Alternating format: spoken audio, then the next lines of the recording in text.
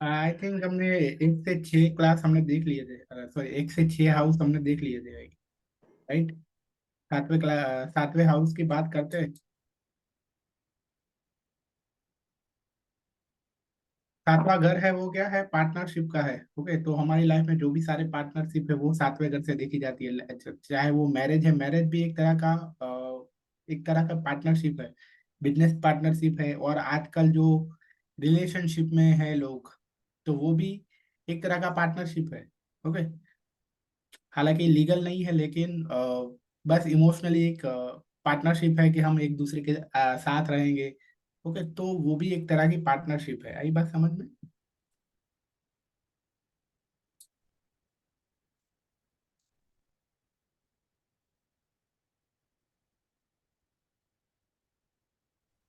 उसके बाद है 8th हाउस।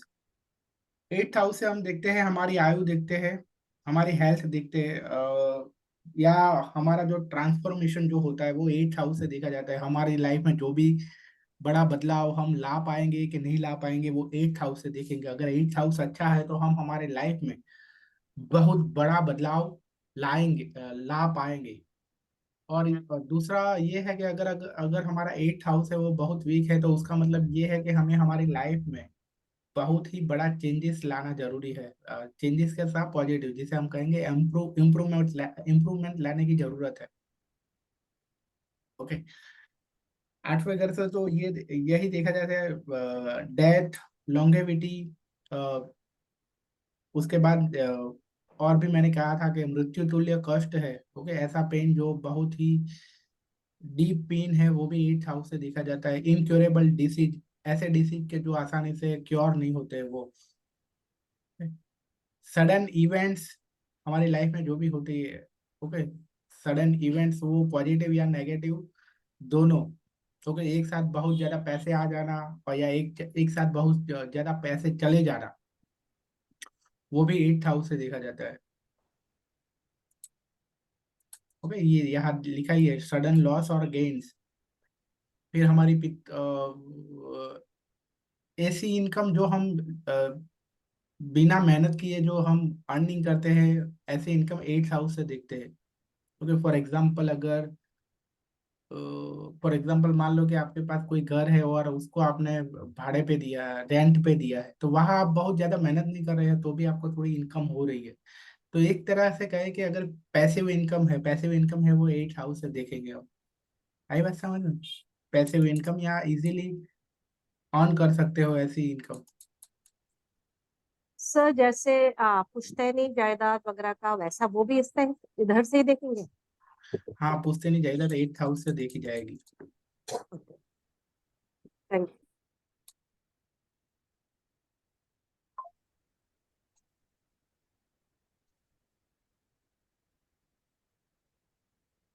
उसके बाद है 9th हाउस।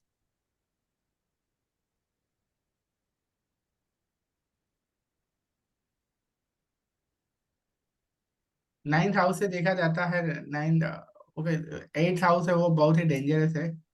ओके, क्योंकि 8th हाउस क्यों डेंजरस है, क्योंकि 8th हाउस इसे ऐसा कहते हैं कि ये दलदल है, मतलब कि इसमें ये दलदल को दिखाता है। जैसे दलदल कैसा होता है कि एक बार उसमें गिर गए तो बाहर निकलना बहुत मुश्किल होता है। उसी तरह 8th हाउस की जो भी सारी चीजें हैं वो ऐसे ही होती है कि एक बार इसमें पड़ गए तो बाहर निकलना बहुत मुश्किल होता है। ये सारा अंडर वर्ल्ड है, बुरे काम है, वो सारी चीजें 8th हाउस से देखी देखी जाती है। साजिशें है, ओके, वो भी सारा 8th हाउस में आता है। 9th हाउस से देखा जाता है, ये धर्म का हाउस है। मतलब कि 9th हाउस से हमारे सारे धर्म के काम है वो यहाँ से देखे जाते हैं। आप कितने रिलीजियस हो, आपके एथिक्स कैसा है आपका, आपने हायर लर्निंग, ओके, मतलब कि मास्टर लेवल की और पीएचडी लेवल की जो लर्निंग है वो यहाँ से देखी जाती है। आप कितने स्पिरिचुअल हो वो यहाँ से देखा जाता है। आप ट्रैवलिंग, लंबा लंबा ट्रैवल, फॉरेन ट्रैवलिंग, हालांकि ये ट्रैवलिंग है वो फॉरेन ट्रैवलिंग है वो वहाँ आप कहते हैं ना कि आप मन की शांति के लिए जो ट्रैवल करते हो वो 9th हाउस से देखा जाता है, ना कि सिर्फ वहां जाके एंजॉय करते हो आप। ओके। जैसे कि सर एक क्वेश्चन पूछ लूं? हाँ सर आपने इसमें लिखा है weak for Mercury and Venus, अगर किसी के 9th हाउस में मरकरी या वीनस बैठा होगा तो वो वीक हो जाएगा क्या वहां पे? हाँ, मतलब कि मर्क्यूरी और विनस यहाँ अच्छे नहीं है, ये उनके लिए ये घर अच्छा नहीं है। जैसे मेरा वीनस यहीं पे है 9th हाउस में, जुपिटर के साथ वीनस बैठा है, तो वो वीनस वीक हो गया? नहीं, अब जुपिटर के साथ है क्योंकि जुपिटर तो वहाँ अच्छा होता है। ओके। तो जब भी हाँ ये अभी कौन सी राशि में है वो भी कौन सी राशि में है? सर ये है सर ये आ जाएगा आपका एक, दो दो नंबर की राशि वृषभ राशि में है सर। ओके, तो जुपिटर, हाँ तो अगर हाँ मतलब कि सबसे पहले हमें राशि से देखना है, मतलब राशि वाइज अगर हाउ अच्छा है तो फिर हाउस वाइज वो बाय डिफॉल्ट वो अच्छा हो जाएगा। मतलब कि शुक्र है वो क्योंकि वृषभ में अच्छा वृषभ होता है। मेरे ख्याल से सर, जो वृषभ है अगेन उसका जो लॉर्ड है वो है वीनस है। इसीलिए तो मैं बोल रहा हूँ कि विनस फिर वहां अच्छा है क्योंकि वो अपनी ही राशि में है, लेकिन जुपिटर वहां अच्छा नहीं है फिर। फिर जुपिटर अच्छा नहीं है वहां पे? हाँ, क्योंकि सबसे पहली कंडीशन हमें वो देखना है कि वो राशि वाइज वो प्लेनेट वहां अच्छा है कि नहीं। ओके। तो राइस अगर वहां अच्छा नहीं है तो फिर वो हाउस वाइज बाय डिफॉल्ट वो अच्छा नहीं माना जाएगा। सर तो राशि वाइज देखना है तो कैसे देखेंगे हम? अभी तो बोला, अभी वो प्लेनेट अगर अपने ही घर में अपनी ही राशि में है तो वो अच्छा है। यहाँ देखो वृषभ राशि में है शुक्र, तो अच्छा है।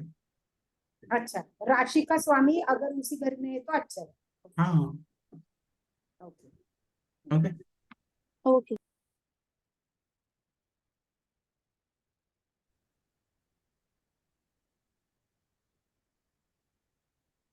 तो आप ऐसा हो सकता है कि आप ट्रैवलिंग करोगे, लेकिन जैसे वीनस की टेंडेंसी होती है ना, वैसी जगह पे ट्रैवलिंग करना नहीं पसंद करोगे क्योंकि वीनस मगर मतलब कि जहाँ से आपको मन को शांति मिले ऐसी जगह पे ट्रैवल करना पसंद करोगे। ओके, क्योंकि हाँ नाइन्थ जी हाउस सर। वो है। सर फिर इसमें डिग्री भी तो मैटर करेगी ना, जिसकी ज्यादा होगी कम होगी, दो प्लेनेट बैठे हैं तो हम्म। उस चीज का भी तो इफेक्ट पड़ जाएगा इसमें ना। हाँ, दो प्लैनेट है तो उसका भी इफेक्ट पड़ जाएगा, वे दिखेंगे आगे। Right sir. ठीक है सर, थैंक यू।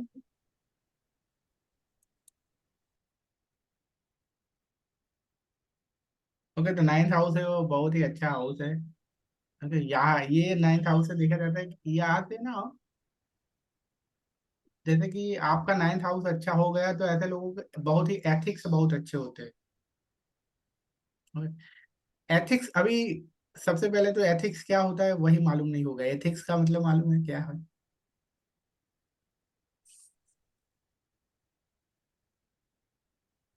असूल।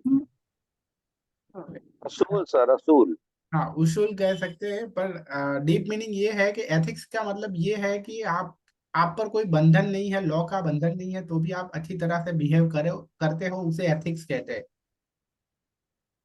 ओके, उसका मतलब किसी का एथिक्स अच्छा है उसका मतलब क्या है कि उस पर ऐसा कोई लॉ नहीं है। हमारे इंडिया में ऐसा कोई लॉ नहीं है कि कंपलसरी सबके साथ अच्छी तरह से बात ही करनी है। ओके। तो अगर कोई अच्छी तरह से बात करता है तो उसका मतलब ये है कि उसका एथिक्स अच्छा है। मतलब जो चीज लॉ में नहीं लिखी है तो भी वो काम अच्छी तरह से करते हैं हम, तो उसे एथिक्स कहते हैं। ओके। पर तो ये लॉ और एथिक्स का ये डिफरेंस है। लॉ मतलब क्या कि वो लॉ में लिखा है इसलिए वो मतलब कुछ कंपल्सरी फॉलो करना है। हाँ, कुछ अच्छी चीजें हम इसलिए करते हैं क्योंकि वो लॉ में लिखा है। बट कुछ अच्छी चीजें हम लॉ में नहीं लिखा है तो भी अगर हम फॉलो करते हैं तो मतलब है कि हम एथिकल है, हम एथिक्स हमारा अच्छा है। बट कुछ चीजें हैं वो लॉ में लिखा है इसलिए हम करते हैं, तो उसका मतलब ये है कि हम लॉ को फॉलो करने वाले हैं। आई बात समझ में? तो ये है कि इसलिए, या एथिक्स को हम ऐसा भी कह सकते हैं कि मोरालिटी अच्छी है इनकी, ये उसको मोरालिटी भी कहते हैं। मॉरल वैल्यू अच्छे हैं ऐसे लोगों के। ओके, इस तरह से। हाँ, और नाइन्थ हाउस से जो सर ने कहा कि उसूल भी यहाँ से ही देखे जाते हैं, मतलब कि सिद्धांत वादी होते हैं इनके, वो थोड़े इनके अपने कुछ प्रिंसिपल होते हैं, सिद्धांत होते हैं। ओके, उनको कभी उन छोड़ते नहीं है उनको, उस तरह से।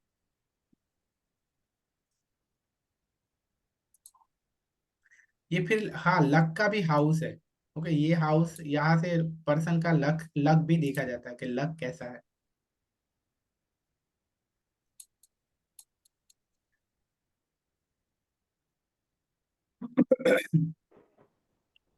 उसके बाद है 10th हाउस।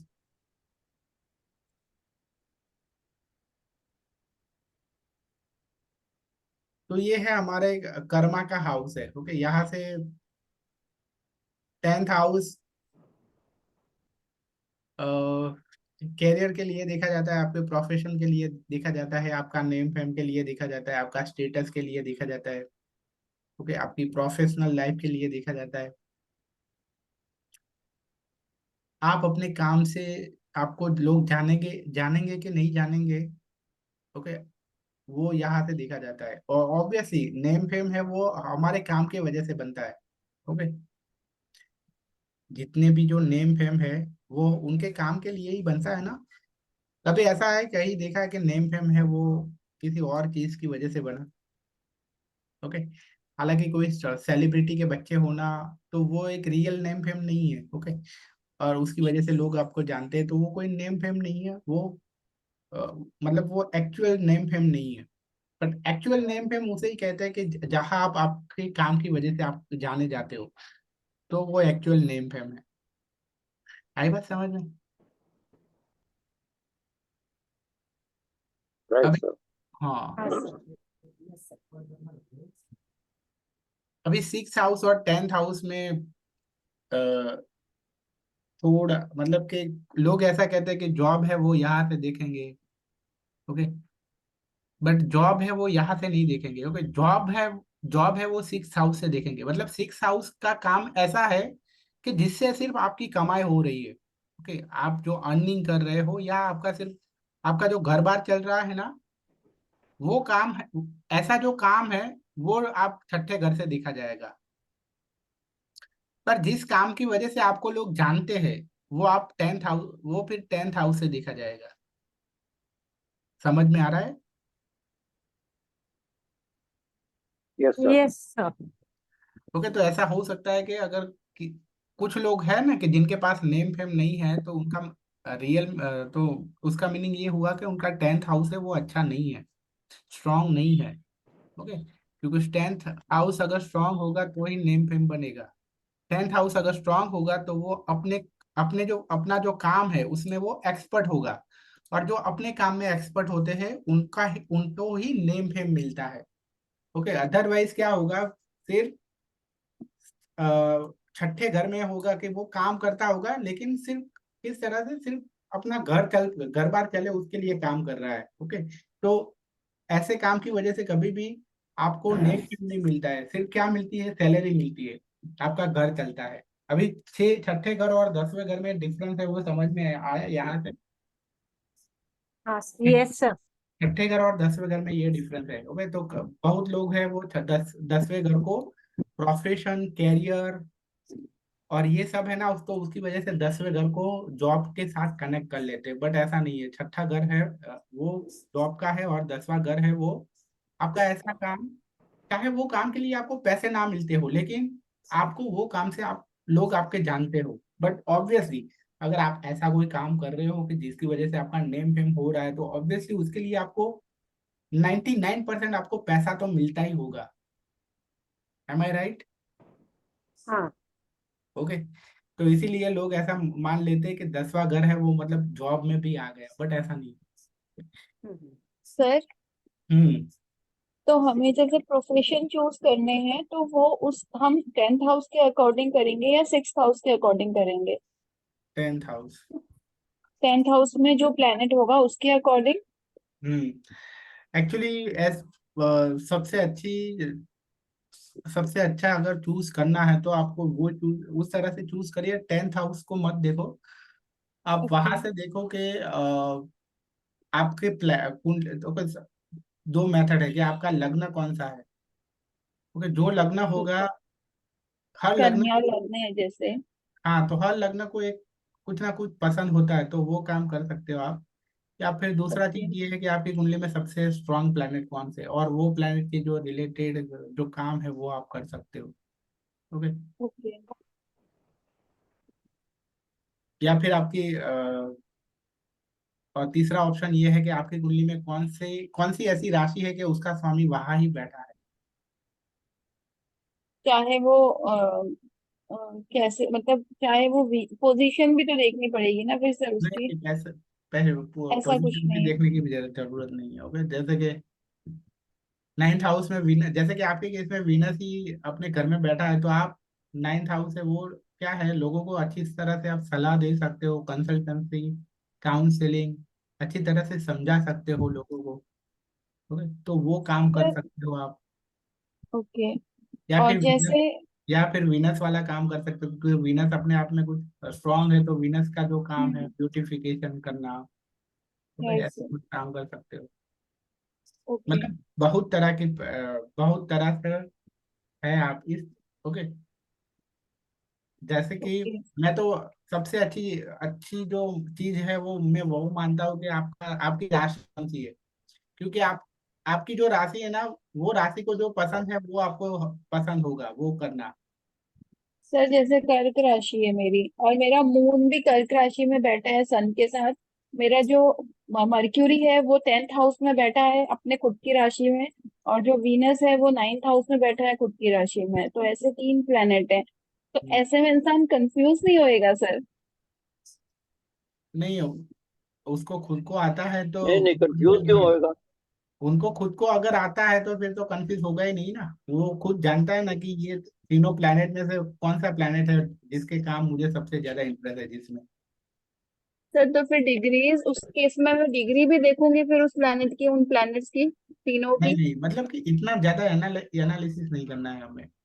देखो, अभी अभी जो मैं बोलने जा रहा हूँ वो बहुत ही इम्पोर्टेंट है।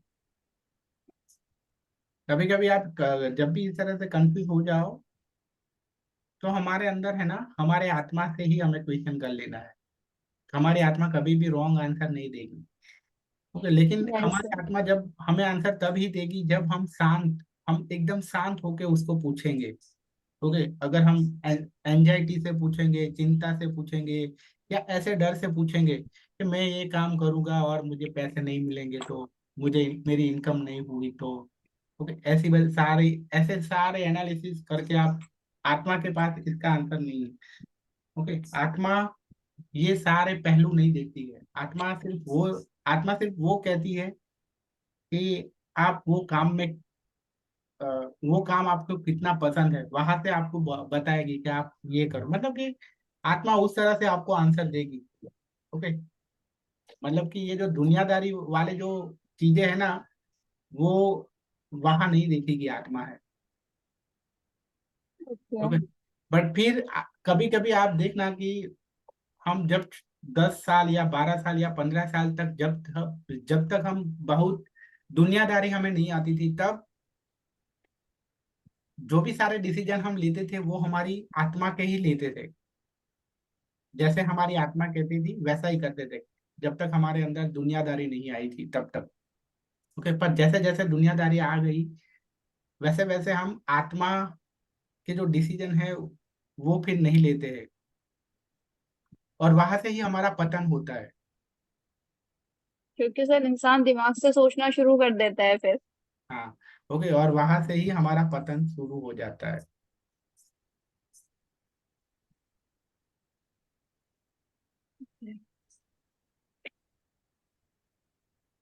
इंट्यूशन का मतलब कि आपके, या तो फिर आप मतलब कि इंट्यूशन पे भरोसा करो। इंट्यूशन मतलब क्या, to see from your soul.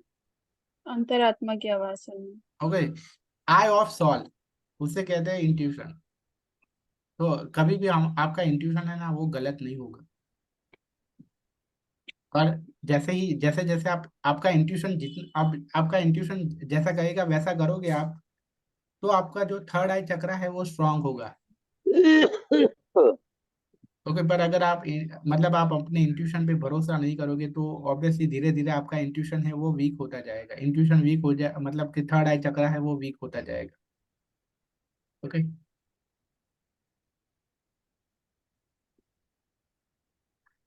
हालांकि मतलब कि इस तरह से है कि अगर आप बहुत कंफ्यूज होते हैं तो आप ये करना है। ओके, बट ये है कि मतलब कि हम अभी कलयुग है वो इतने लेवल तक पहुंच गया है, या फिर एक उम्र के बाद मतलब 20 साल के बाद हमारा माइंड है वो इतना फुल हो जाता है सारी दुनियादारी से और सारे फैक्ट्स फैक्ट्स से, तरह तरह की बातों से, कि हम फिर एकदम सिंपल डिसीजन भी लेने में भी बहुत टाइम लेते हैं। पर दिल से तो हमें मालूम ही है कि हमारा दिल तो हमें मालूम ही है कि क्या करना चाहिए एग्जैक्टली, एक्चुअली क्या करना चाहिए। पर देखना, प्रॉब्लम है ना हमारी लाइफ में स्टार्ट हो जाएगी जब मोस्टली अगर आप 90% डिसीजन है ना वो हम दुनिया को अच्छा लगे ना उसके लिए हम लेते हैं, ना कि हम दिल से लेते हैं।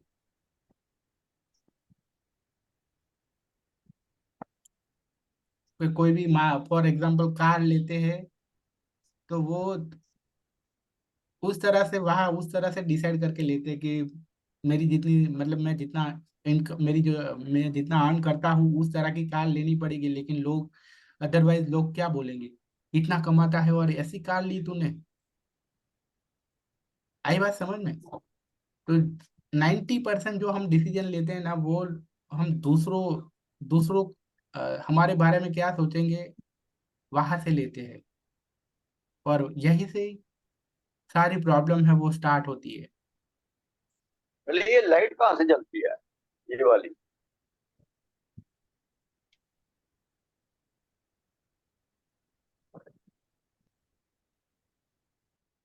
ओके, तो हमें ये बंद करना है। ओके, कभी भी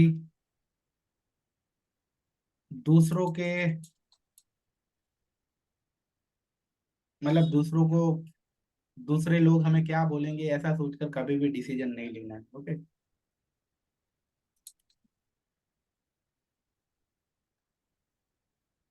मतलब हमें छोटा घर चाहिए, छोटे घर में भी हम रह सकते हैं, पर तो भी हम दिखाने के लिए बड़ा घर लेते हैं। ओके, तो ऐसा करते हैं ना, लोग क्या कहेंगे, भाई इतना छोटा घर लिया आपने, 2 BHK लिया, सिर्फ 2 BHK लिया। अभी तो 3 BHK का जमाना है, 4 BHK का जमाना है। अरे भाई, उसको 2 BHK उसके लिए इनफ है तो वो 2 BHK लिए है। ओके, तो ये बात है। आई बात समझ में?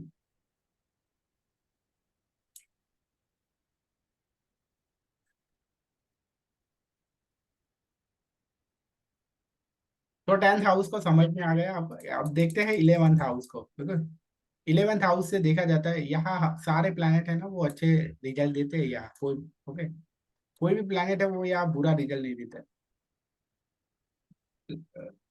यहाँ से लाभ हमारे जिंदगी में जो भी लाभ होने वाले हैं वो देखे जाते हैं। हमारे डिजायर और एस्पिरेशन वो पूरे होंगे कि नहीं वो यहाँ से देखे जाते हैं। वेल्थ और इनकम है, आपकी इनकम और वेल्थ है वो यहाँ से देखी जाएगी।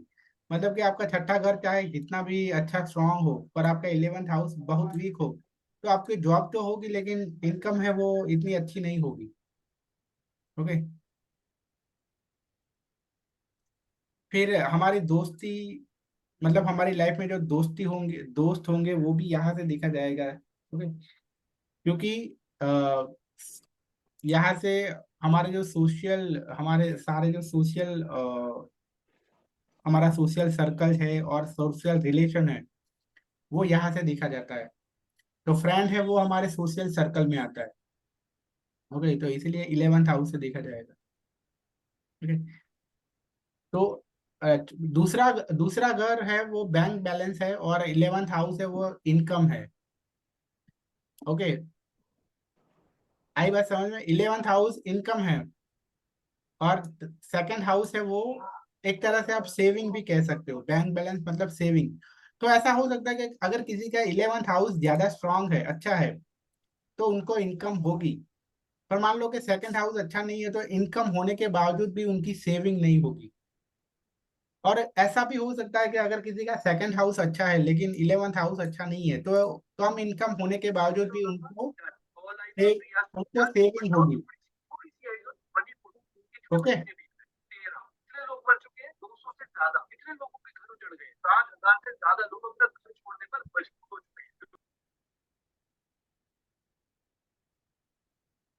समझ में आ रहा है? 11th हाउस और सेकंड हाउस का डिफरेंस ये है। ओके, कि 11th हाउस है वो आपकी इनकम देखते हैं और सेकंड हाउस है वो आपके, या मतलब 11th हाउस मतलब लिक्विड कैश कह सकते हो आप।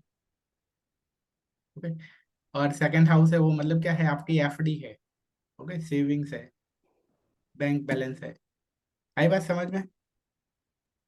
स्थायी मालमत्ता कह सकते हैं सर, एसेट होगा दूसरा घर। हाँ, asset asset.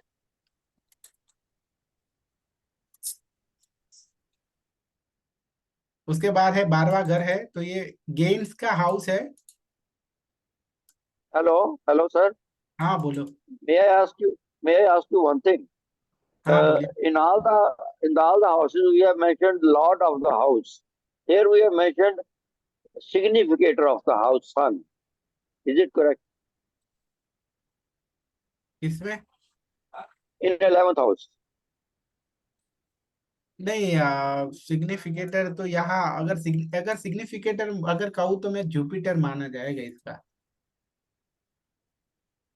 Okay. Significator son we have mentioned, sun you know. लिखा है ना सर, सन लिखा है आप। हम्म 2 मिनट मुझे आगे देखने दो, मैं आगे कौन सा प्लैनेट लिख रहा है। Okay. Okay. सॉरी, अबे सैटर्न ये लिखा है। सिग्निफिकेटर यहाँ एक्चुअली जुपिटर आएगा, बट एक्चुअली हमें सिग्निफिकेटर यहाँ मेंशन ही नहीं करना है, लॉर्ड ऑफ द हाउस लिखना है। क्या आएगा Lord of the house? Saturn. Saturn आएगा ना। ओके, काल पुरुष की कुंडली में 11th हाउस का स्वामी सैटर्न है इसलिए। Okay, 12th house 11th house है। सर तो 10th और 11th दोनों में सैटर्न रहेंगे। हाँ। ओके, 12वां घर है वो लॉस का घर है। तो मतलब कि इस, क्योंकि 12वां घर क्या है, मोक्ष का घर है। क्या है इसके लिए वैराग्य भी कहते हैं। हम्म, मोक्ष को क्या कहते हैं इंग्लिश में मालूम है? किसी को मालूम है मोक्ष को इंग्लिश में क्या कहते हैं? लिबरेशन भी कहते हैं और पीस भी कहते हैं। ओके, पीस और लिबरेशन इस मोक्ष के ही सिनोनिम्स है।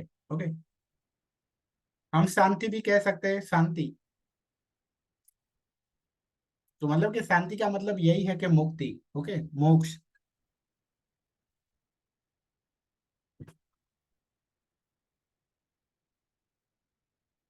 ओके। तो यहाँ लॉस, लॉस क्यों होता है? लॉस इसलिए होता है कि आप मोक्ष की ओर जाओ, इसीलिए आपको लॉस करवाता है। ओके, मतलब कि मटेरियल वर्ल्ड के लिए, अगर मटेरियल वर्ल्ड के लिए देखे तो ये घर है वो बुरे है, 8वां और 12वां घर है वो बुरा है। लेकिन अगर स्पिरिचुअल वर्ल्ड में देखे तो 8वां और 12वां घर अच्छा है, क्योंकि 8वां घर भी जो देता है बहुत, 8वां घर भी यही कहता है कि आप आध्यात्मिक बनो, इसीलिए वो बहुत ज्यादा पेन देता है। और 12वां घर है वो लॉस देता है, तो वो भी लॉस इसलिए देता है कि आप आध्यात्मिक बनो। आई बात समझ में? 12वें घर में शुक्र रहेगा तो 12वां घर में तो फिर भोग विलास बहुत होगा, भोग विलास करवाएगा। ओके, क्योंकि शुक्र, ऐसे लोगों की मानसिकता कैसे होगी कि शांति तभी मिलेगी जब मैं भोग विलास करूंगा। आई बात समझ में? सर मेरे तो केतु है लेकिन सन के साथ है। हाँ, तो अच्छा है ना, केतु और सैटर्न सबसे अच्छे हैं, क्योंकि ये केतु है वो तो इसका ही प्लैनेट है, और लेकिन सैटर्न। सन के साथ होना तो अच्छा नहीं है ना सर। हाँ, सन के साथ नहीं, सन के साथ, सन है ना वो केतु के साथ। मतलब 5 नंबर की राशि है लियो। तो बहुत ही है अच्छा वहां है पे। ना। मतलब 12वें घर का स्वामी अपने ही घर में हो तो बहुत ही अच्छा, मतलब कि आप शांति पाने के, मतलब आप शांति पाने के लिए बेकरार है। ओके, बहुत ही ट्राई कर रहे हो आप। और केतु, केतु है ना वो कोई भी प्लेनेट के साथ बुरा नहीं है, केतु किसी के भी, सबके साथ अच्छा है। सिर्फ केतु है ना वो मंगल के साथ अच्छा नहीं है सिर्फ, क्योंकि मंगल के साथ अगर केतु होगा तो एक्सीडेंट बहुत करवाएगा बार बार लाइफ में। अदरवाइज सारे प्लेनेट के साथ वो अच्छा है। पर राहु है ना, राहु वो किसी भी प्लेनेट के साथ अच्छा नहीं है। राहु, सूर्य और केतु अगर मिल जाए तो उसे वो ग्रहण नहीं कहते हैं। ओके, ग्रहण राहु और सूर्य है तो सूर्य ग्रहण है, राहु और चंद्र साथ में है तो चंद्र ग्रहण है। ओके। हाँ, और केतु और एक मून के साथ भी अच्छा नहीं माना जाता है। केतु मून के साथ अच्छा नहीं माना जाता। हाँ, मून अदरवाइज। राशि में बैठा हो तो भी अच्छा नहीं है, अगर 4 नंबर की राशि में हो। हाँ, ओके, अदरवाइज केतु है सारे प्लेनेट के साथ अच्छा है। ओके। ठीक है। सर, हम्म। ये जो मतलब कुंडली रहती है वो एक जन्म कुंडली होती है, एक लग्न कुंडली होती है ना? नहीं, लग्न कुंडली को ही जन्म कुंडली बोलते हैं। अच्छा, लग्न कुंडली को ही जन्म कुंडली बोलते हैं। हम्म। तो ये पुराना जो पत्रिका है उसमें तीन तीन कुंडली लिखा गया है, तो उसका क्या मतलब है? एक जन्म लग्नम लिखा है, एक भाव लग्नम है, एक अथश्री विदुराशि लग्नम है, ऐसा तीन तीन लिखा है, तो इसका क्या अलग अलग मीनिंग है? अभी व्हाट्सएप पे मुझे वो फोटो डालो, मुझे ग्रुप में भेजो, देखते हैं।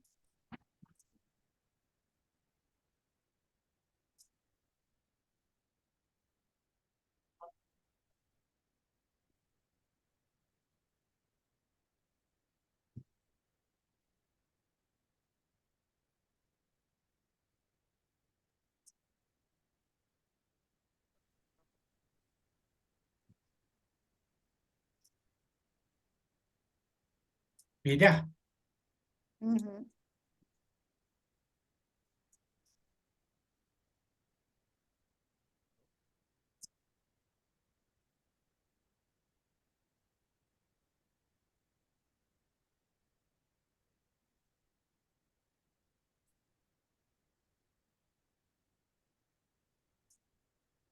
हमें क्या देखना होता है मतलब इसमें से? जन्म लग्नम है, यही पहला वाला जो होता है वही देखना है।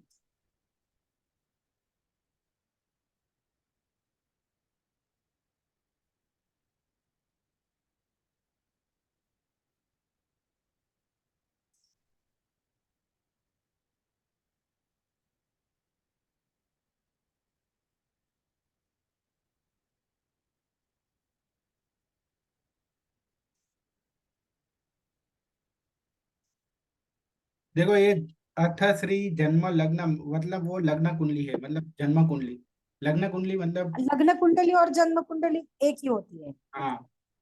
ओके। ओके।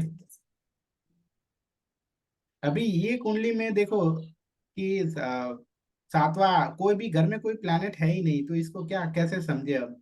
श्री भाव लग्न में तो कोई भी घर में कोई प्लैनेट ही नहीं लिखा है। अभी तो ये अभी पंडित वो जिस पंडित ने बनाई उसको ही पूछना पड़ेगा कि ये कि इसका मीनिंग क्या है, अब इसको क्या हम समझे हम।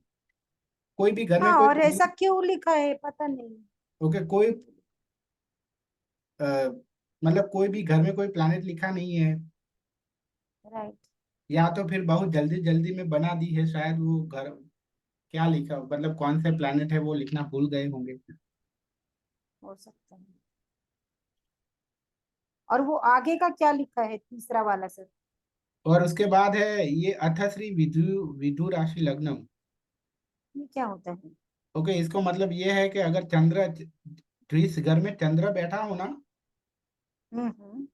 उस घर को पहला घर बना के पूरी कुंडली है वो फिर से हमें ड्रॉ करनी है, तो उसे उसे कहते होंगे। ये देखो आप, चंद्र है, उसको चंद्र वाला राशि है ना, हाँ हाँ। उसको अपने घर में रख दिया है। Right right right right. तो चंद्र वाला घर है ना, उसको अगर पहले घर में हम डाल दे और बाकी की पोजीशन है वो वैसी की वैसी रखे तो उसे चंद्र कुंडली बोलते हैं। और उसके बाद अगर उसी तरह सूर्य कुंडली भी होती है, तो सूर्य वाला जो घर राशि है ना उसको पहले घर में रख देना है, और बाकी के जो है पोजीशन वो वैसी की वैसी रखनी है, उसे सूर्य कुंडली कहते हैं। तो इस तरह से तीन मेन कुंडलियां होती है, सूर्य कुंडली, लग्न कुंडली और चंद्र चंद्र कुंडली। आई बात समझ में? हाँ हाँ। और ये वो भाव वाला जो है ना वो एक चलित कुंडली भी होती है। पर उन्होंने वो लिखा नहीं है ना वहां पे, आधा ही छोड़ हाँ, दिया है पर वो चलित कुंडली ही होगा। Okay, okay. पर चलित कुंडली, इसका नाम चलित कुंडली है तो इसका मतलब ऐसा मत समझो कि आपका एक साल है वो मतलब हर साल आपकी वो कुंडली है वो चलती रहेगी, ऐसा नहीं है। ओके, उसका सिर्फ नाम अच्छा। चलित है, बट हाँ, वो चलित कुंडली में जो घर में जो प्लैनेट आएगा वो आपकी लाइफ टाइम के लिए उसी वही उसी रहेगा। उसी जगह रहेगा। जैसे लग्न कुंडली में जो रहता है, जो प्लैनेट जहाँ है वहां ही रहता है, उसी तरह चलित कुंडली में भी वही रहता है। उसका नाम चलित है तो ऐसा नहीं समझना है। ओके ओके ओके, ठीक है सर, थैंक यू। ओके, अब देखते हैं एक्सल्टेशन एंड डेबिलेशन का। ओके, तो हर हर उच्च राशि और नीच राशि आपने सुना होगा कहीं पे। ओके, कि ये इसकी उच्च राशि में बैठा है या नीच राशि में बैठा है। ये ग्रह है वो उच्च राशि में बैठ गया, नीच राशि में बैठ गया, ऐसा कुछ सुना होगा आपने कहीं ना कहीं। Okay, yes sir. तो उच्च एक्सोल्टेशन मतलब ये है कि हर प्लैनेट है वो कोई एक ऐसी राशि होती है कि जहाँ वो अ, सबसे ज्यादा अच्छा महसूस करता है, तो उसे वो एक्सोल्टेशन राशि, उसे उसकी एक्सोल्टेड राशि बोलते हैं उसको। और डेबिलेटेड राशि मतलब कि हर प्लैनेट है वो कोई एक ऐसी राशि होती है जहाँ वो बहुत ही बुरा महसूस करता है। ओके, आप इसको इस तरह से समझो कि जैसे हम हैं, हम हमारे घर में कैसा फील करते हैं, उसी तरह प्लैनेट का भी ऐसा होता है कि वो अपना घर है तो वहां वो अपने घर जैसा फील करेंगे। हर प्लैनेट के पास अपना घर है। जैसे कि शुक्र का घर क्या है, वृषभ राशि और तुला राशि है। ओके, फिर जो एक्सोल्टेशन राशि है ना उसका मतलब ये है कि फिर यहाँ है ना वो प्लैनेट है वो होटल में चले गए। जैसे हम रेस्टोरेंट में जाते हैं तो कैसा फील करते हैं फिर। आई बात समझ में? सर इसमें भी अगर अपने फ्रेंड के घर में है तो अच्छा ही रहेगा। हाँ, वो बात अलग है, लेकिन हम यहाँ एक्सोल्टेशन और डेबिलेशन को देखो आप। ओके। क्योंकि एक्सोल्टेशन का मतलब आप उस तरह से समझो कि अब प्लैनेट है ना वो खुद मतलब के घर में।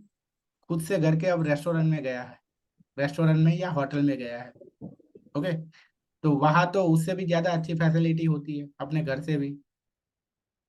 या हम ऐसी ही होटल में जाएंगे ना जहाँ एटलीस्ट हमारे घर जैसी या हमारे घर से अच्छी फैसिलिटी हो, ना कि ऐसी होटल में जाएंगे कि हमारे घर से भी बदतर हालत हो। आई बात समझ में? Yes sir. हम्म। उसके बाद है डेबिलेशन, मतलब कि मान लो कि हम ऐसी कोई जगह पे चले गए कि जहाँ जो फैसिलिटी है ना वो है नहीं। ओके, वहाँ का पानी है वो अच्छा नहीं है, जिसका टेस्ट आपको पसंद नहीं है, वहाँ का खाना भी अच्छा नहीं है। मतलब आप वहाँ एक रात भी आप बिता नहीं सकते हो। एक रात तो छोड़ो, आप 3 घंटे भी नहीं बिता सकते हो, 4 घंटे भी नहीं बिता सकते हो। ओके, ऐसी प्लेस है। तो प्लैनेट के लिए वो डेबिलेशन पॉइंट है वो। आई बात समझ में अब? ओके। Yes sir. सर डेबिलेशन एक बार थोड़ा सा समझा दीजिए ना। हाँ एक्सलेशन तो समझ में आ गया, डेबिलेशन थोड़ा सा। हाँ, मतलब डेबिलेशन मतलब कि प्लैनेट की ऐसी जगह कि जहाँ एक ही वर्ड में है कि एक्सोल्टेशन मतलब कि प्लैनेट को वहां बहुत अच्छा लगता है, और डेबिलेशन मतलब वहां बहुत बुरा लगता है प्लैनेट को। ओके, उस तरह से देखे तो इन शॉर्ट ऐसा कहे कि एक्सोल्टेड पॉइंट, एक्सोल्टेड राशि में है तो यही तुम्हें होता है। प्लैनेट है वो एक्सेल अच्छे रिजल्ट का। देगा। अगर नीच राशि में है तो बुरा रिजल्ट देगा, अपने रिजल्ट नहीं दे पाएगा। ओके,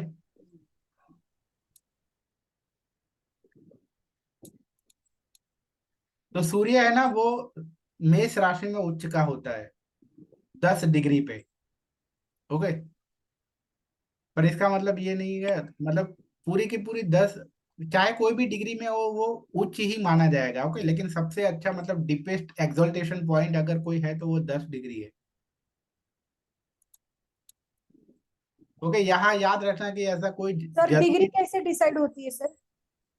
वो अभी अभी तो वो अरे ये ऋषि ने कैसे डिसाइड की वो मालूम नहीं, बस मतलब पहले से ही ये इस तरह से है कि ये डिग्री पे है। शायद ऐसा उसका कुछ होगा कि ये डिग्री पे ऐसा कोई नक्षत्र होगा, तो कोई वो नक्षत्र में सूर्य को ज्यादा पसंद होगा, क्योंकि हर राशि में नक्षत्र भी होते हैं ना। तो नहीं आप नहीं, हमारे कुंडली में 10 डिग्री का है कि नहीं वो कैसे पता चले?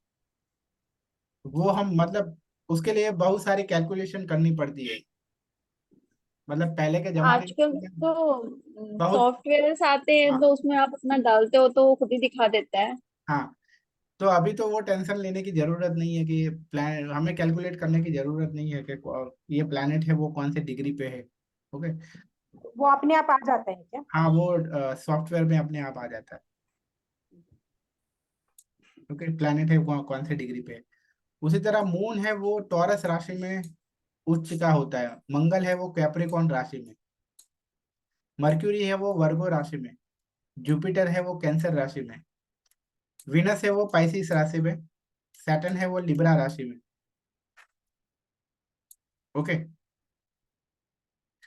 अभी सबसे इंटरेस्टिंग बात यह है कि हर प्लैनेट है जो राशि में वो उच्च का होता है उसकी एग्जैक्ट सामने वाली राशि में वो नीच का होता है। अभी एरिस की एग्जैक्ट सामने वाली राशि कौन सी है?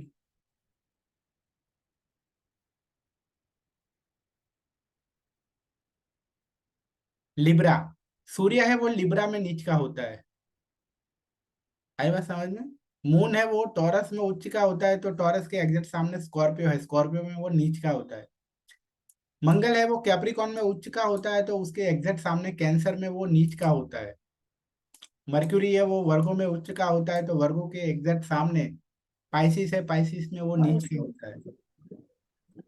जुपिटर है वो कैंसर में उच्च का होता है, और उसके सामने कैप्रिकॉर्न है एग्जैक्ट, तो कैप्रिकॉर्न में नीच का होता है। उसी तरह विनस है वो पाइसिस में उच्च का होता है, तो उसके एग्जैक्ट सामने वर्गो है, वर्गो में पाइसिस विनस है वो नीच का होता है। सैटर्न है वो लिब्रा में उच्च का होता है, तो लिब्रा के एग्जैक्ट सामने एरीज है, एरीज में वो नीच का सर होता ये कहीं पे मेंशन है क्या, हमें लिखना पड़ेगा? है। नहीं नहीं, मेंशन है, देखो अभी, देखो सन है वो लिब्रा में, मून है वो स्कॉर्पियो में, मार्स है वो कैंसर में, मर्क्यूरी है वो पाइसिस में। मैं वहां उसी तरह बस इसी तरह बोल रहा था कि आपको याद आए कि ये एग्जैक्ट सामने वाली राशि या ये है हाँ इस, हाँ हाँ, ठीक है ठीक क्योंकि है अदरवाइज यहाँ टेबल है उसका। क्योंकि हम बिल्कुल बिगिनर्स है इसमें, तो हमें इतना समझ में नहीं आता है, थोड़ा सा देखना पड़ेगा। अभी इसका ठीक है, लॉजिक हमने तो समझाता हूँ। ओके, कि सूर्य मान लो कि एरीज में, मतलब कि जहां एरीज है तो एरीज, क्योंकि मैंने कहा था ना कि आमने सामने वाली राशियों का जो एकदम ऑपोजिट नेचर है, तो अगर सूर्य को एरीज में पसंद है तो उसकी एग्जैक्ट, ओके, एग्जैक्ट सामने वाली राशि में पसंद नहीं आएगा, क्योंकि एरीज एरीज से उल्टी है लिब्रा राशि, तो एरीज में पसंद आ रहा है तो लिब्रा में पसंद नहीं आएगा। आई बात समझ में? हाँ सर। वही सभी प्लैनेट के लिए वही वही रूल है कि ये राशि में पसंद आ रहा है तो एग्जैक्ट सामने वाली राशि है वो उससे उल्टी है, तो वहां पसंद नहीं आएगा। Right sir. ये हम्म। तो एक एक राशि के लिए बोला, जैसे सन अगर एरीज में है तो अच्छा है, ये है एक्सल्टेशन है। और हम्म। अगर सन दूसरे में है, तो अब अगर सन टॉरस में गया तब क्या होगा? तो ऐसा कहेंगे कि एक्सल्टेशन पॉइंट, हालांकि शुक्र की राशि में है तो अच्छा नहीं माना जाएगा, अपने दुश्मन की राशि में है, तो वहां हम उस तरह से देखेंगे। ओके, उसके बाद जेमिनी में है तो जेमिनी में अच्छा है क्योंकि वो अपने दोस्त की राशि है। ओके, फिर कैंसर में भी अच्छा है, अपने दोस्त की राशि है। नहीं, कैंसर में अच्छा नहीं है, पर वो क्यों अच्छा नहीं है वो आगे बताऊंगा। ओके। तो ये सब आगे सीखेंगे क्या, बाकी लग जो हाँ, ये हाँ, कॉम्बिनेशन रहेंगे? ठीक। हाँ।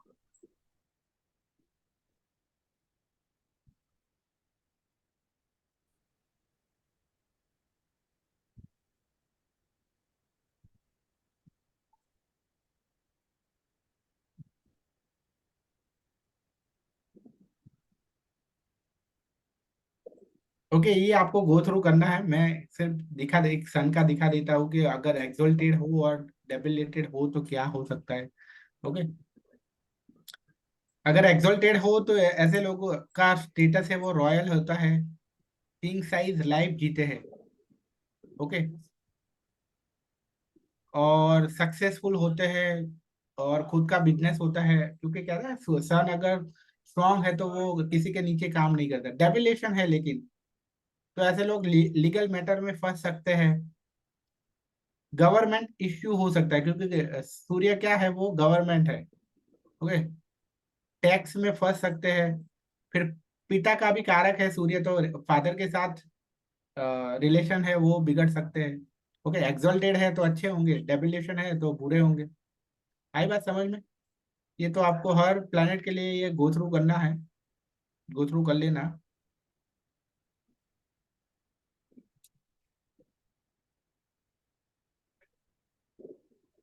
उसके बाद है रेट्रोग्रेड प्लेनेट।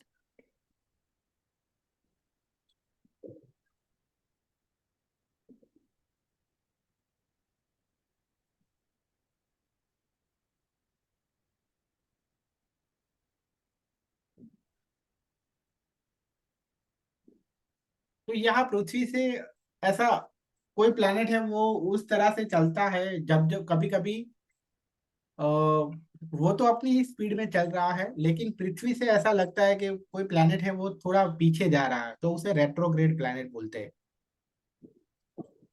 आई बात समझ में? क्या, या हिंदी में क्या कहते हैं उसको, वक्री प्लेनेट कहते हैं उसको। वक्री।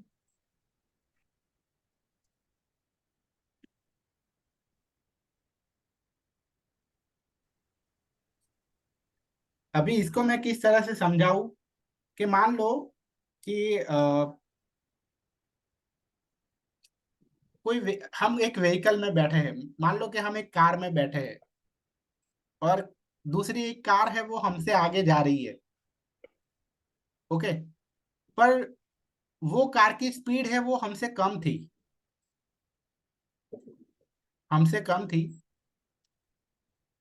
तो एक ऐसा इंटरवल था कि जब तक कार वो हमारे आगे थी तब तक तो वो हमें ऐसा ही लगेगा कि वो कार है वो आगे जा रही है हमसे। ओके, पर जैसे ही हमने वो कार को ओवरटेक कर लिया, तो उसके बाद हमें क्या लगेगा कि वो कार है वो अब पीछे जा रही है। आई बात समझ में? तो यस कार सर। की वो कार की स्पीड तो वही थी, पर तो भी क्योंकि हम जहां जहां बैठे हैं वहां से अब वो पीछे जा रहा है, उसकी स्पीड तो वही है। तो वो कार फिर पहले हमारे लिए वो नॉर्मल थी, नॉर्मल स्पीड में थी वो, पर अब वो रेट्रो स्पीड में आ गई, रेट्रोग्रेड हो गई।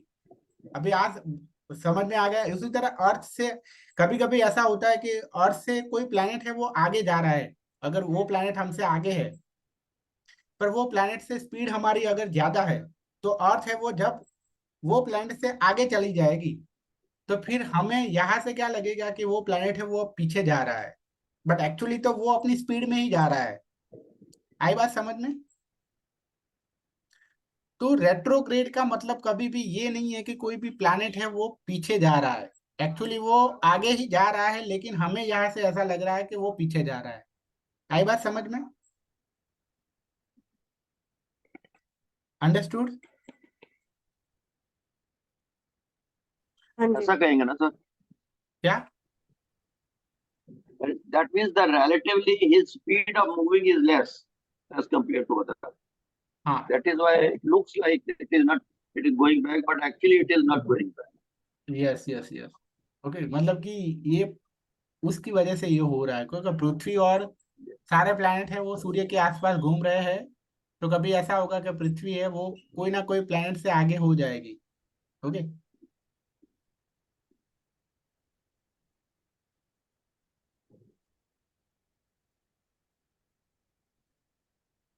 Right, sir.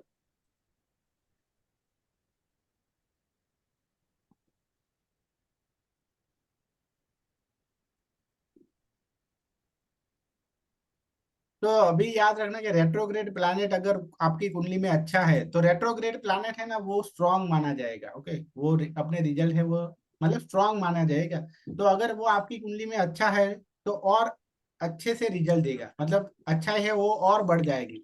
लेकिन अगर वो आपकी कुंडली में बुरा है तो बुराई भी और बढ़ जाएगी। ओके। लेकिन सर रेट्रोग्रेड है तो वो तो प्रीवियस हाउस का रिजल्ट देगा ना, नहीं नहीं अच्छा है तो। नहीं, ये याद रखना कभी भी आगे वाले घर का रिजल्ट नहीं देगा। वो मतलब जो भी घर में है, जो घर में बैठा है वही घर के रिजल्ट देगा वो। ओके। रेट्रोगेट का मतलब सर वक्री होता है ना, वक्री। हाँ, बकरी। ओके। तो ऐसा नहीं होता क्या, इसका मतलब एक घर में बैठ रहा है और दूसरे घर की तरफ देख रहा है, ऐसा मतलब नहीं होता इसका? नहीं। ओके। और ऐसा भी मतलब नहीं है कि आगे वाले घर का रिजल्ट देगा। नहीं आगे वाला हाँ, नहीं, तो लेकिन वही तो हम बोल रहे हैं कि एक घर में प्रीवियस बैठ के पीछे दूसरे वाला। घर की तरफ देख रहा है तो उस घर का भाव बदलेगा, ऐसा नहीं होता? नहीं। ओके, वो जो घर में है वही घर का रिजल्ट देगा वो।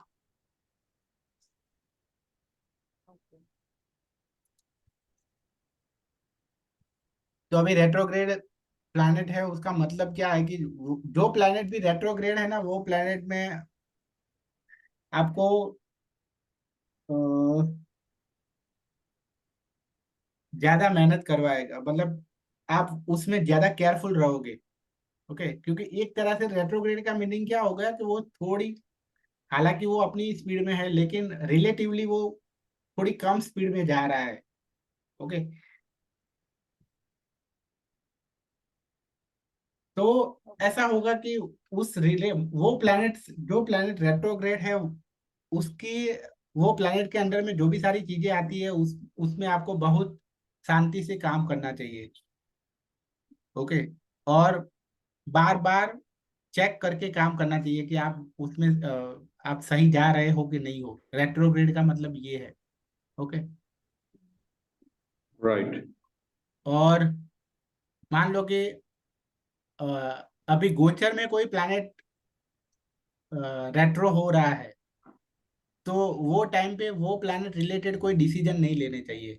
और फॉर एग्जांपल अगर मर्क्यूरी रेट्रो हो गया, ओके, तो कॉमर्स रिलेटेड वो सारी चीजों में डिसीजन लेने में बहुत ध्यान रखना चाहिए, क्योंकि मर्क्यूरी है वो कॉमर्स को, कॉमर्स का कारक है वो, उस पे उसका रूल है। आई बात समझ में? यस क्योंकि सर। रेट्रो रेट्रो का मतलब यही है कि आपको उसमें स्लो डाउन कर देता है सर उन चीजों को, फ्लो डाउन उससे या रिलेटेड। फिर आपको उसको रीचेक करना है 2-3 बार। और जिनका भी ये होगा कि जिनका जो प्लैनेट रेट्रो होगा ना वो उस चीज, वो प्लैनेट रिलेटेड चीज में बहुत रीचेक करेगा, बार बार कंफर्म करेगा। फॉर एग्जांपल सैटर्न है, सैटर्न रेट्रो है, तो सैटर्न मतलब क्या है? सैटर्न है वो सिक्योरिटी, सेफ्टी देखता है। सेफ्टी मतलब हम सेफ्टी के प्रति हम कितने कॉन्शियस है वो सैटर्न से देखा जाता है। तो जिनका सैटर्न अगर रेट्रोग्रेड होगा ना तो वो जब भी घर पे ताला लगाएगा ना तो 2-3 बार चेक करेगा कि सही से लगा है कि नहीं लगा है, जिनकी कुंडली में होगा ना वो। आई बात समझ में? उसी तरह अगर किसी का मर्क्यूरी रेट्रोग्रेड है ना तो वो जब भी पेपर लिखेगा तो पेपर लिखने के बाद एटलीस्ट वो एक बार चेक करेगा कि मैंने सारे आंसर है वो सही से लिखे हैं ना। तो रेट्रो वाली चीज नेगेटिव भी हो जाती है, नेगेटिव असर देगी। हाँ, ऐसे नेगेटिव भी हो जाती है, क्योंकि अब देखो कि जो बुरे प्लैनेट है वो अगर रेट्रो हुए तो जो उस मतलब उससे जो हमें जो बुरे फल मिलने हैं वो 2-3 बार मिलेंगे, बार बार मिलेंगे हमें, रिपीट होगा। ओके, तो अच्छे प्लैनेट अगर रेट्रो है तो अच्छा ही रिपीट होगी, और बुरे तो प्लैनेट अगर सैटर्न अगर रेट्रो है तो अच्छा नहीं है। नहीं, वो कुंडली ऐसा उस तरह से देखे तो मैलिफिक है, लेकिन एक वर्ड आता है वो आगे पता चलेगा आपको, अभी से मतलब नहीं समझ पाओगे कि हर कुंडली में एक फंक्शनली कारक होते हैं, और बाय डिफॉल्ट जिसे नेचुरल कहते हैं। जैसे कि शनि है वो नेचुरल मैलिफिक है, ओके, लेकिन किसी कुंडली में वो फंक्शनल बेनिफिक हो सकता है, बेनिफिट। ओके। तो वो हो, अगर फंक्शनल बेनिफिक है तो सैटर्न अगर रेट्रो होता है तो अच्छा है, ओके। तो वो Right, sir. Functional malefic, natural benefic and natural malefic, ये सारा एक टॉपिक आएगा, तब आपको पता चलेगा ये सारी चीजें। ओके।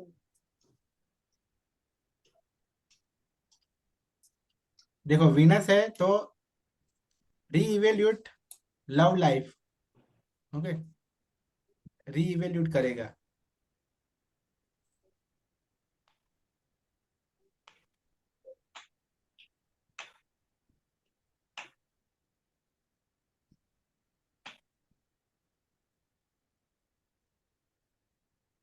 उसके बाद है natural malefic and natural benefic planet.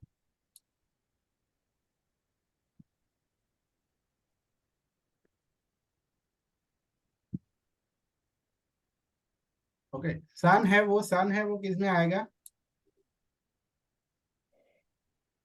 Cruel planet में आएगा, ओके। वो बेनिफिक में भी नहीं आएगा और मेलिफिक में भी नहीं आएगा।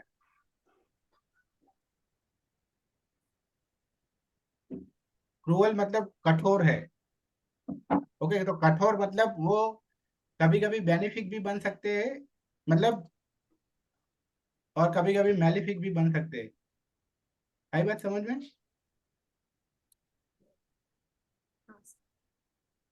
तो Rahu Ketu Saturn and Mars ये मेलिफिक प्लैनेट है।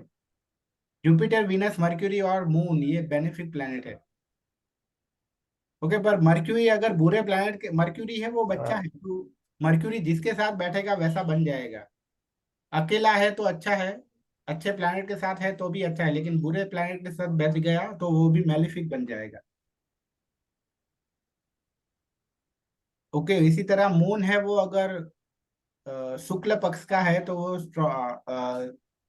वो माना जाएगा, और अगर कृष्ण पक्ष का है तो वो मेलिफिक माना जाएगा।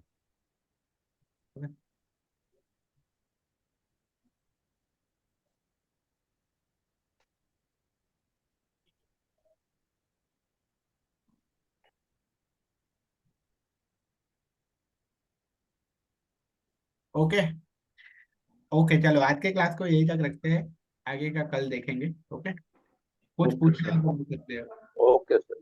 हाँ Thank you, sir. Sir, sir अभी आपने बताया कि सन अतिचारी है हम्म, एस्ट्रोलॉजी में, तो जिसके साथ बैठता है मतलब, तो लग्न भाव में मतलब पहले स्थान में अगर सूर्य के साथ जो मर्क्यूरी है, आपने बताया बुध होता है, तो फिर वो क्या रिजल्ट देगा? या मर्क्यूरी, सन एंड मर्क्यूरी कौन सी राशि में है? सिंह राशि, सिंह लग्न में, हाँ, लग्न में है। तो बहुत अच्छा है। हम्म। इससे बुध आदित्य योग बनेगा। हाँ, तो फिर वो उस मतलब कहने का मतलब आपने जिस तरह से बोला इस तरह से मैं पूछता हूँ कि तो फिर मर्क्यूरी बेनिफिक हो जाएगा, राइट? हाँ, बेनिफिक हो बुध। जाएगा, क्योंकि पहली अच्छा। जगह स्वामी तो बेनिफिक होगा, क्योंकि वो नेचुरल क्रूअल है सन, लेकिन वो वहाँ फंक्शनल बेनिफिक बन गया सन, ओके। फंक्शनल होना मतलब कि, फंक्शनल मतलब क्या कि हर कुंडली में वो प्लैनेट है, वो उसका रोल है वो चेंज हो जाए, राइट, तो उसे फंक्शनल कहते हैं। नेचुरल मतलब वो कि सब कुंडली में वो नेचुरली वैसा ही है। Right, okay, got it, thank you. और शनि की बात अभी जो वो मैम बता रही थी, तो शनि अगर सर खुद की राशि में है हम्म, रेट्रो होके, और शुक्र शुक्र के साथ बैठा हो कोई भी घर में, फॉर एग्जाम्पल पूछ रहा हूँ, तो फिर वो बेनिफिक नहीं होगा सैटर्न? नहीं, अच्छा है ना। नहीं, अच्छा है, हाँ। ओके, ओके, अपनी राशि में है ना, तो दैट इज गुड। देखो, राइट। शनि और शुक्र एक साथ हो तो बहुत अच्छा है क्योंकि दोनों मित्र है, परम हम्म, मित्र है। और सूर्य और मंगल एक साथ हो तो दोनों, वो बहुत अच्छा है, दोनों परम मित्र है। शनि शुक्र में एक प्रॉब्लम ये हो सकती है कि जो भी है धन है वो थोड़ा, ओके, 40 साल तक बहुत धीरे धीरे आएगा, फिर 40 साल के बाद बहुत अच्छी तरह से आएगा। मतलब अच्छा वो फाइनेंशियल सन स्टेबिलिटी उतनी अच्छी हो जाएगी कि फिर तो कोई प्रॉब्लम नहीं है। अच्छा, हाँ तो शनि के हिसाब से, क्योंकि वो शनि शनि धीरे हाँ धीरे है ना, हाँ। इसलिए ओके। नहीं वो मैम ने अभी पूछा था ना कि शनि के बारे में, इसलिए पूछा कि मैल्फिक ही रहता है इसलिए। Okay, thank you. सर हाँ बोलो। सर सन एंड मून का कंजक्शन अगर मून की राशि में यानी कि 4th नंबर की राशि में 11वें घर में हो रहा है, और मून सन की जो डिग्री है वो भी 0 है, तो सन तो वीक हो गया ना सर? नहीं, अभी वो आगे देखेंगे, मतलब कि अभी से वो सब मतलब तो ऐसा सर कुछ अगर दोनों साथ में है तो फिर वो कैसा होगा? नहीं नहीं नहीं। अभी देखो, आप ये बहुत आगे बढ़ रहे हो, मतलब हमें जो जो टॉपिक कवर है हुआ है उसमें से हमें पूछना है आपको। अभी तो वो बहुत वहां बहुत हम पहुंचे नहीं है अब। ठीक है सर। सर मैं सिर्फ कंजक्शन बता दीजिए दोनों का, इसका सन एंड मून साथ में। सन और मून है वो बहुत साथ में हो, अच्छा है। ओके। मन और आत्मा दोनों अलग, मतलब साथ में आ गए, तो ठीक है ऐसे सर। लोग मन से जो भी काम करेंगे वो, मतलब आत्मा से कुछ ज्यादा अलग नहीं होगा, आत्मा से कुछ अलग काम नहीं कर पाएंगे, जो आत्मा कहेगी वैसा ही मन करेगा उनका। पर अगर ऐसा नहीं ओके। हुआ तो बहुत दुखी होंगे। जो आत्मा जो कह ठीक। रही है वही नहीं होगा, वही मन से नहीं कर पाए तो दुखी होंगे। मतलब कि ऐसे लोगों की अंतर आत्मा है वो बहुत स्ट्रांग होती है। ओके। ठीक है सर। सर एक लास्ट क्वेश्चन था हाँ कि हम लोगों ने बात की बिफोर हाफ एन आवर को, छठे भाव की, 11वें भाव की और दूसरे भाव की। लाइक सेकंड भाव इज बैंक बैलेंस, 11वें भाव से अपनी नौकरी का वो फोर्स रहता है। लेकिन छठा भाव मैं ये पूछना था कि रोग ऋण शत्रु का नहीं होता सर? हाँ, रोग रूप शत्रु का भी होता है, पर जॉब भी वहां से ही दिखा था क्योंकि अच्छा, जॉब भी वहीं मैं, से देख सकते हैं, ओके। हाँ, क्योंकि एक वर्ड में अगर छठा घर गए ना तो वो डेली रूटीन है हमारा। ओके, ओके, तो डेली, मान लो ओके। कि आप डेली रूटीन अगर आप अच्छा नहीं रखोगे तो आपका डेप्ट हो सकता है, अच्छा, डिसीज भी हो सकता है। और चला, okay sir, thank you. Okay, चलो आज के क्लास को क्लोज करते हैं, कल मिलते हैं। Okay. Okay sir, thank you. Okay, thank you sir. Sir. Thank you. Thank you. Thank you sir. Thank you sir. Thank you sir.